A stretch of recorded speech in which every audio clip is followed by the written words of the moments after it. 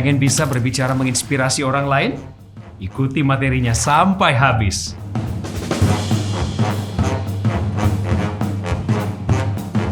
Public speaking dapat digunakan di berbagai kesempatan, apapun profesi kamu. Public speaking diartikan sebagai seni berbicara di depan umum. Berarti keahlian utama seorang pembicara publik atau public speaker adalah untuk memengaruhi orang lain. Atau bahasa kerennya, to influence others. Seperti garam yang memberikan rasa asin pada masakan Anda, demikian juga seorang pemengaruh atau influencer bagi kehidupan orang lain. Semakin bagus kualitas sebuah pesan dan cara kita dalam menyampaikan pesan tersebut, maka semakin efektif pula di dalam mengubah pola pikir dan perilaku orang lain. Terus, gimana caranya jadi public speaker yang keren? Ada 3 hal yang menentukan keberhasilan seorang public speaker. Bener nih, udah siap untuk 3 hal yang menentukan keberhasilan seorang public speaker? Yuk kita mulai. Yang pertama, ini penting. Yang pertama adalah harus informatif. Pastikan kalau kamu akan memberikan informasi yang berkualitas, yang punya nilai kebenaran, ada kejujuran di dalamnya, dan jangan sampai menyesatkan orang lain. Jadi jangan kasih kabar bohong atau hoax. Setuju ya? No tipu-tipu. Informatif itu nilai pertamanya adalah di sana. Kemudian jangan lupa juga, mulailah menghargai karya orang lain. Kalau misalnya kamu terinspirasi dengan kalimat dari orang lain, lalu kamu mau menyebarkan info itu, jangan lupa untuk menyebutkan sumbernya. Suatu saat nanti karyamu akan dipakai oleh orang lain, benar nggak? Dan kamu juga pasti berharap karyamu dihargai oleh mereka, bukan? Nah, yang nggak kalah pentingnya, pada bagian informatif ini adalah sampaikan pesan itu dengan gayamu sendiri. Dengan caramu, nggak mesti mirip si A, si B, si C, meskipun mereka orang hebat. Cukup menginspirasi kamu aja. But you have your own style. Original. Jadilah dirimu sendiri. Setelah faktor informatif tadi, faktor yang kedua adalah persuasif. Nah, saya mau bilang ini, keren banget kalau kamu bisa menghafal materi dari A sampai Z. Keren. Tapi lebih top lagi kalau kamu bisa menguasai materi karena kamu paham ide, konsep, dan permasalahannya. Kenapa? Karena ketika kamu menguasai sebuah materi, itu sangat memengaruhi tingkat kepercayaan diri kamu saat menyampaikan pesan. Dan hal yang penting untuk mendukung persuasif ini adalah sikap kita waktu lagi presentasi. Yang pertama, sikap apa sih? Kualitas suara. Kita mengenal istilah artikulasi, nada, tone atau tekanan, dan juga volume. Harus ngomong jelas, tenaganya harus pas. Kalau ngomong juga bernada supaya nggak ngebosenin.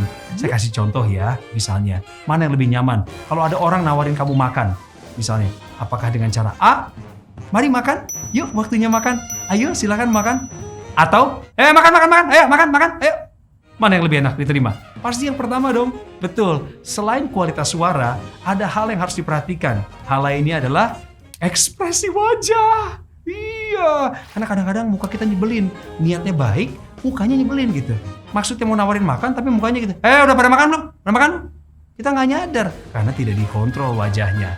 Kemudian, ada faktor lainnya untuk lebih menajamkan persuasif ini. Namanya adalah bahasa tubuh atau body language. Sebagai contoh, saya lagi seminar, terus saya mau nunjuk orang gitu untuk bertanya. Mana lebih enak? Ditunjuk begini? Ada pertanyaan? Atau ada pertanyaan? Dengan senyum? Iya, pasti yang kedua lah. Itu namanya body language. Dan yang terakhir adalah cara kamu berpakaian. Tolong diperhatikan, penampilan seorang pembicara publik itu sangat menentukan kualitas dia di mata audiensnya. Gak selalu harus berjas dan berdasi sih, tapi yang penting kita rapi dan dipandang enak oleh mata orang lain. Faktor ketiga, penentu keberhasilan seorang public speaker adalah dia harus menyampaikan pesan dengan cara menghibur atau entertaining. Pesan harus kuat, betul. Pesan juga kadang serius. Tapi cara kita menyampaikannya tetap harus luwes. Supaya orang gak terkesan digurui, dikotbahi, diceramahi. Tetapi konteksnya adalah kita berbagi dengan mereka. Nah, ada beberapa cara efektif juga dalam hal yang ketiga ini, yaitu entertaining atau menghibur.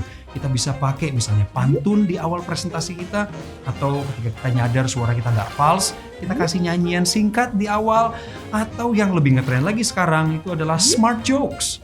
Ngasih orang rileks sebentar, kemudian dia siap menerima pesan berikutnya. Tapi Mas Coki, saya nggak bisa pantun. Saya juga nggak bagus suaranya kalau nyanyi dan saya nggak bisa ngelawak. Berarti saya nggak bisa menghibur orang dong.